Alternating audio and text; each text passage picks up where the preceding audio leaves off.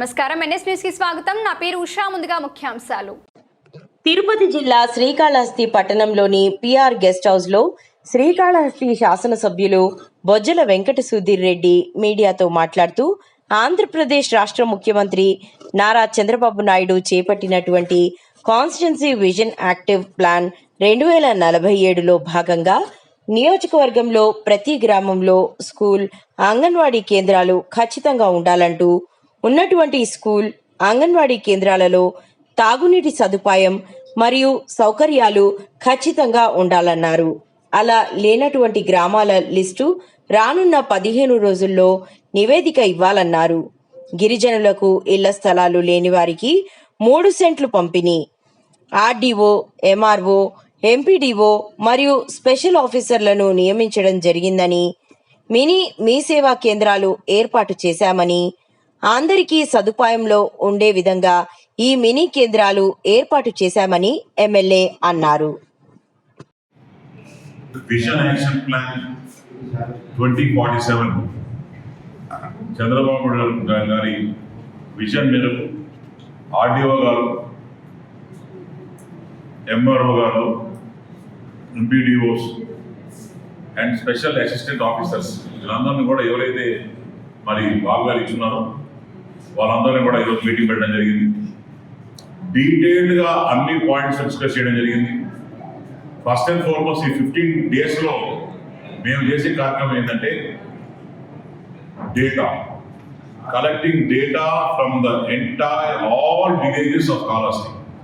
ఎక్కడెక్కడ అంగన్వాడీ స్కూల్స్ లేవు, ఎక్కడ పెట్టాలా, స్కూల్స్ ఉంటే ఏ పొజిషన్లో ఉన్నాయి, అవి బాగున్నాయా లేకపోతే కూలిపోయే పొజిషన్లో ఉన్నాయా, అవి కొట్టేసి కట్టాలా. ఇది ఒక సెగ్మెంట్ అయితే వాటర్ ఎక్కడ వస్తుంది, అక్కడ నీళ్ళు మంచి నీళ్ళు ఉన్నాయా లేదా, ఉప్పు నీళ్ళు అవుతున్నారా, వాళ్ళకి 3 సెంట్లు భూమి లేకన్నా ఆ ఏరియాలో ఎన్ని సెంట్లు కావాలి, ఇవన్నీ కూడా ఒక డీటెయిల్డ్ ప్రాజెక్ట్ రిపోర్ట్ కాళహస్తికి సంబంధించి డీటెయిల్డ్ ప్రాజెక్ట్ రిపోర్ట్ నెక్స్ట్ 15 డేస్లో సబ్మిట్ చేయమని చెప్పి ఈరోజు వాళ్ళకి ఆదేశాలు ఇచ్చినాం.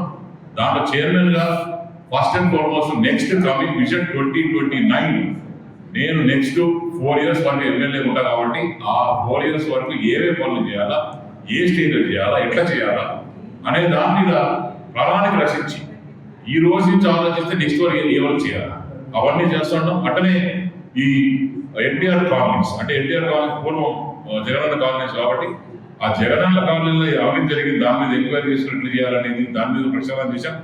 రాజీవ్ నగర్ కాలనీలో ఎట్లా చేసేది, దీంట్లో ఒక మంచి ఆలోచన నాకు వచ్చింది. దాన్ని కరెక్ట్ గారితో ఆర్టీఓ పంచుకున్నాం. ఎక్కడైతే ప్లాట్స్ ఉన్నాయో ఆ ప్లాట్స్ కి థంబ్ ప్రింట్స్, ఫేషియల్ రికగ్నిషన్ పెట్టేస్తున్నాం. 2007, 2009లో మొత్తం రాజీవ్ కాలంలో ప్లాట్ ఇచ్చినాం. ఈ దాంట్లో థంబ్ ప్రింట్, ఇప్పుడు ఫర్ ఎగ్జాంపుల్ నాకు ప్లాట్ ఉందనుకోండి, నా థంబ్ ప్రింట్ పెడతా, నా ఫేస్ రికగ్నిషన్ పెడతా. ఈ యొక్క ప్లాటే వెరడు, మొత్తం అన్ని ప్లాట్లు అయిపోతాయి మిగతావన్నీ. ఇంకో ప్లాట్ కావాలని ఉంటాడు. సో ఇవన్నీ కూడా ఆన్లైన్ చేస్తున్నాం. ఇది వచ్చే రోజుల్లో ఇది ఒక 15 డేస్లో కూడా మొత్తం డేటా వస్తుంది. అట్నే ఎంఆర్ఓస్కి ఆర్టీఓ కూడా ఇన్స్ట్రక్షన్ ఇచ్చాం. ఎవరైతే ఈ రాజధాని కాలనీ కావచ్చు, ఇక్కడ ఏడు కావచ్చు, ఎవరైతే డబుల్ ప్లాట్ రిజిస్ట్రేషన్ ఇవన్నీ కూడా ప్రాపర్గా సెపరేట్ చేసి ఎక్కడ కూడా ఇబ్బంది లేకుండా చేయాలని చెప్పి ఒక ఇన్స్ట్రక్షన్ చేయడం జరిగింది. అది కూడా 15 డేస్ టోటల్ డేటా కూడా ఇస్తా అని చెప్పి చెప్పడం జరిగింది. ఇంకోటి ఏంటంటే వీఆర్ సెలెక్టింగ్ అబౌట్ ఒక 2 కంపెనీస్.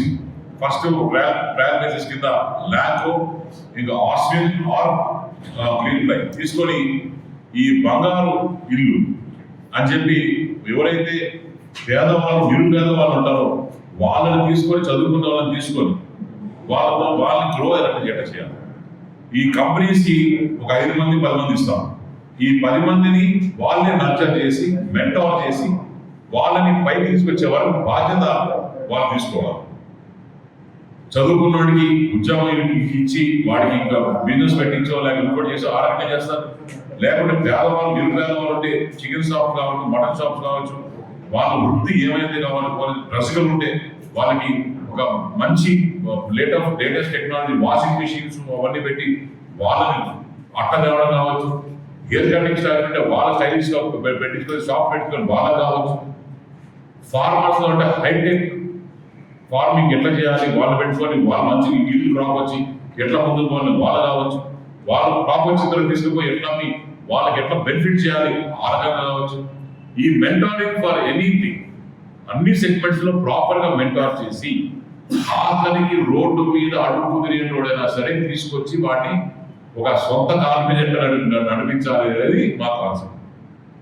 ఆ అడగలేనటువంటి ఏం చేస్తావు, వాడిని కూడా మంచి ఏరియా చేరుతాం, లేకపోతే వాడు ఉద్యోగం ఇస్తాం, తీసుకు అన్నం పెడతాం, వాడికి స్కిల్ డెవలప్మెంట్ ఇస్తాం, నేర్పించి మంచి కంపెనీలో పెట్టో, లేకుంటే అటెండర్లో పెట్టో, లేకుంటే వాడికి తెలిసి తోచిన ఏదో ఒకటి అడుక్కునే పని కాకుండా ఏదో ఒకటి వాడికి ఇస్తే వాడి కాలంలో వాడుకుంటాం. ఈ రకంగా చదవడం మంచి ఆలోచన ఉంది. వాళ్ళందరినీ అప్రిషియేట్ చేస్తాం. మేము కూడా ముందొచ్చి అన్ని చేస్తాం. ఈ రోజు కూడా మేము కూడా ఊళ్ళో తిరుగుతుంటే కొత్త యాప్ పెట్టాం.